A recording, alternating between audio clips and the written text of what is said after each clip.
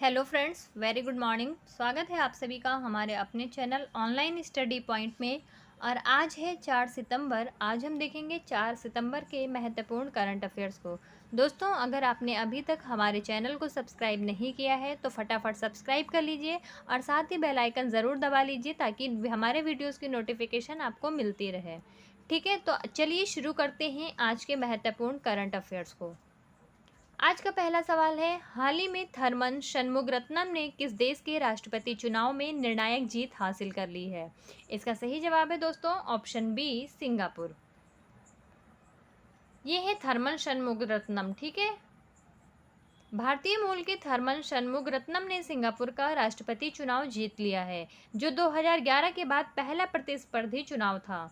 थरमन शनमुगरत्नम 2001 से राजनीति में हैं। उन्होंने 2011 से 2019 तक उप प्रधानमंत्री के रूप में कार्य किया और सिंगापुर की संस्कृति को विकसित करने का वायदा किया। मैडम हलीमा याकूब का कार्यकाल 13 सितंबर 2023 को समाप्त हो जाएगा और जिसके बाद भारतीय मूल के थरमन शनमुगरत्नम राष्ट्रपति पद का शपथ लेंगे। ठीक है, और राष्ट्रपति के रूप में इनका कार्यकाल स्टार्ट होगा। तो इसे आप याद रखिएगा, थरमन शनमुगरत्नम कहाँ के राष्ट्रपति बने हैं? तो यह बन गए हैं सिंगापुर के। बात करें सिंगापुर की तो मलय प्रायद्वीप के दक्षिणी सिरे पर दक्षिण पूर्व एशियाई में स्थित शहर है। ठीक है, और इसकी राजधानी है सिंगापुर। आधिकारिक भाषाएं हैं अंग्रेजी, मलय, मंदारिन, चीनी और तमिल। मुद्रा है यहाँ की सिंगापुर डॉलर और प्रधानमंत्री हैं यहाँ के ली सीन लुंग। तो इसे आप लोग याद रखिएगा। देख लेते हैं अन्य प्रमुख देशों के राष्ट्रपति के नामों को। संयुक्त अरब अमीरात के राष्ट्रपति कौन है? शेख खलीफा बिन जायद अल नाहयान। अजरबैजान के राष्ट्रपति कौन है? Ilham Aliyev. जॉर्जिया के राष्ट्रपति कौन है? सैलोम जोराबिचविली। और श्रीलंका के राष्ट्रपति कौन है? तो यह है रालिन विक्रम सिंह। दोस्तों, इनका नाम भी आप लोग याद रखिएगा, कभी कभी एग्जाम में ये क्वेश्चन भी पूछ लिए जाते हैं कि किस देश के नवनिर्वाचित राष्ट्रपति का क्या नाम है। नेक्स्ट है, हाल ही में किसने पुरुष हॉकी 5S एशिया कप 2023 जीत लिया है? तो इसका सही जवाब है ऑप्शन ए, भारत ने। ये है इंडियन हॉकी टीम जो अपनी जीत की खुशी को जाहिर कर रही है। भारत की पुरुष हॉकी टीम ने फाइनल में पाकिस्तान को हराकर ओमान के सलालाह में पुरुष हॉकी 5S एशिया कप 2023 जीत लिया है। इसी जीत के साथ भारत ने FIH यानी फेडरेशन ऑफ इंटरनेशनल हॉकी पुरुष हॉकी 5S विश्व कप ओमान 2024 के लिए भी क्वालिफाई कर लिया। फाइनल में पाकिस्तान के खिलाफ भारत की जीत पिछले 3 मुकाबलों के बाद हॉकी 5S प्रारूप में पहली जीत थी।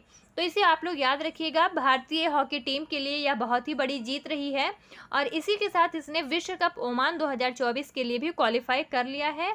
तो आप लोग याद रखिएगा, 5S एशिया कप किसने जीता है? भारतीय हॉकी टीम ने। ठीक है,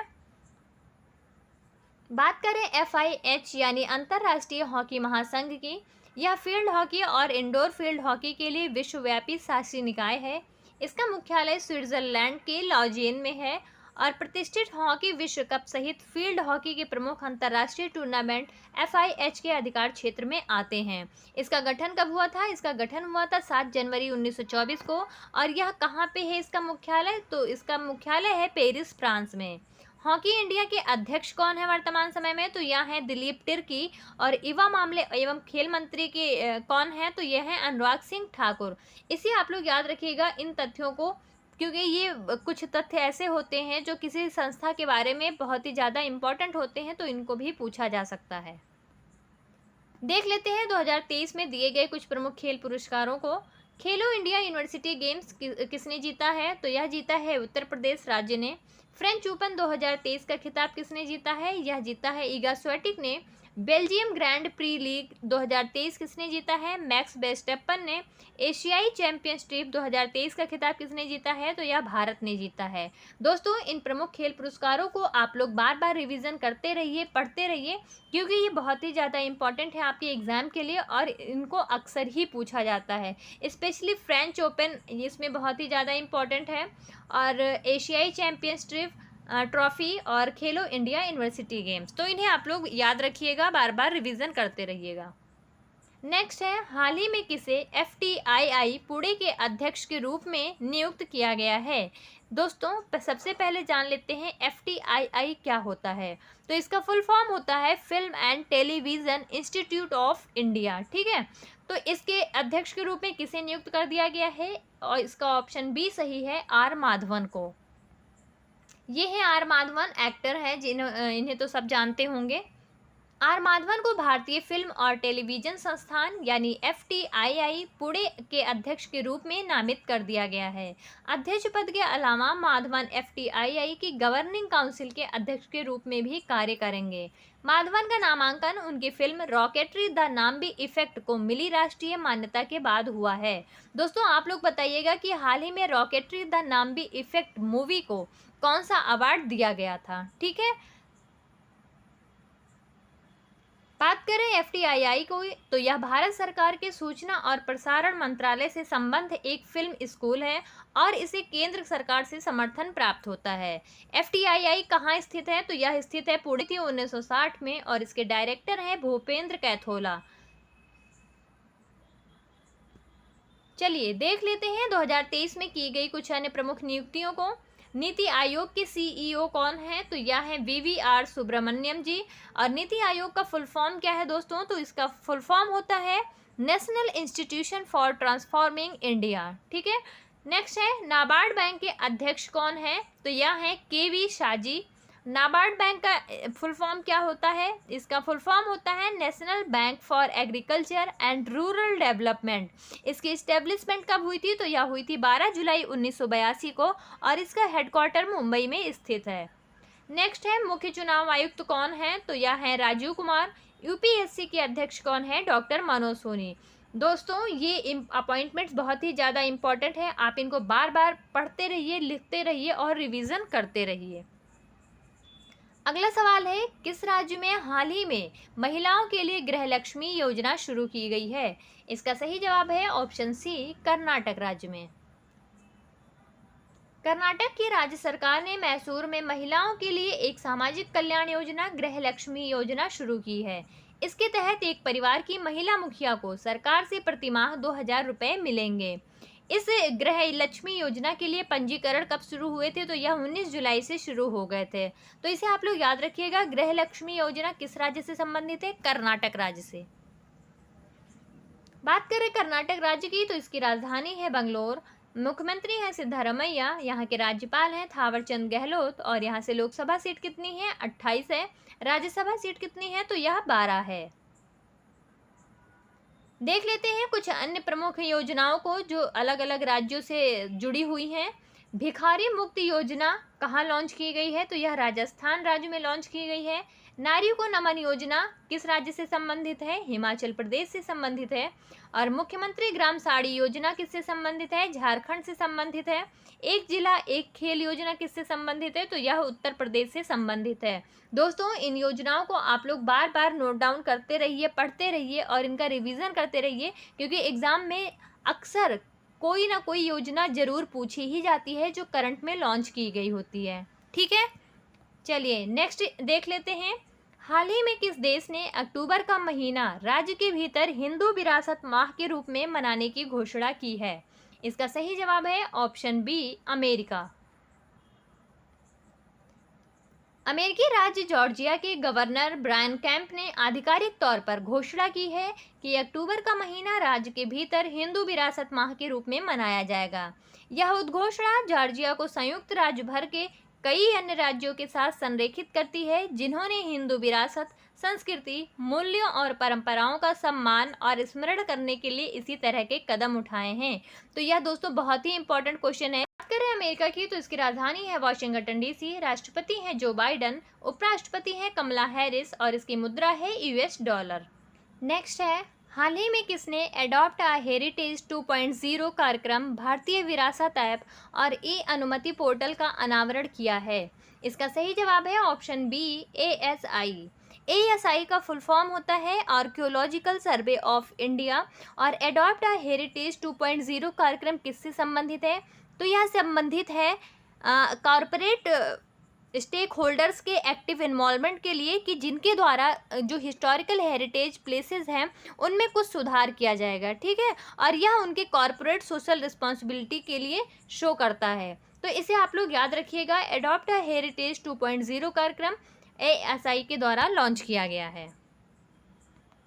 भारतीय पुरातत्व सर्वेक्षण यानी ASI 4 सितंबर 2023 को भारत की सांस्कृतिक विरासत को संरक्षित करने के लिए एडॉप्ट अ हेरिटेज 2.0 प्रोग्राम, भारतीय विरासत ऐप और ई अनुमति पोर्टल लॉन्च कर दिया। ठीक है।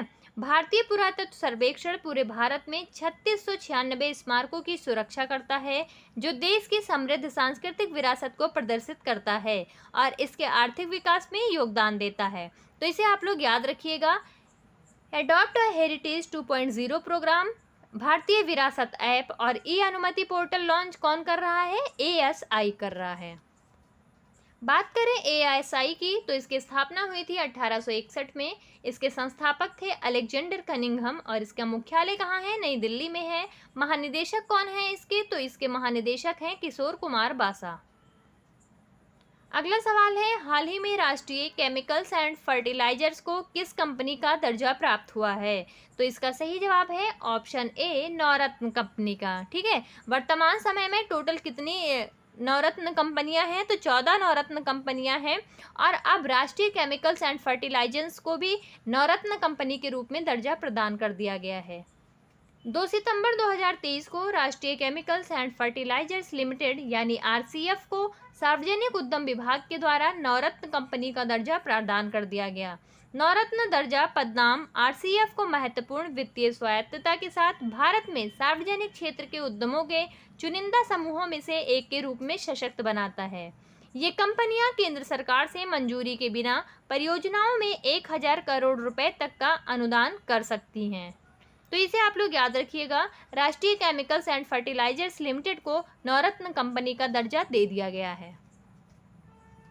बात करें राष्ट्रीय केमिकल्स एंड फर्टिलाइजर्स लिमिटेड की, तो इसका स्वामित्व किसके अंतर्गत है? भारत में सरकार के स्वामित्व वाला उद्यम है, यानी भारत सरकार के अधीन कार्य करता है। इसका मुख्यालय मुंबई भारत में है। इसकी स्थापना भारतीय उर्वरक निगम के पुनर्गठन के बाद 1978 में हुई थी। इसके अध्यक्ष एवं प्रबंध निदेशक कौन है? तो वो हैं SC मुदगेरीकर। ठीक है, इसे याद रखिएगा। SC मुदगेरीकर हैं इसके अध्यक्ष एवं प्रबंध निदेशक।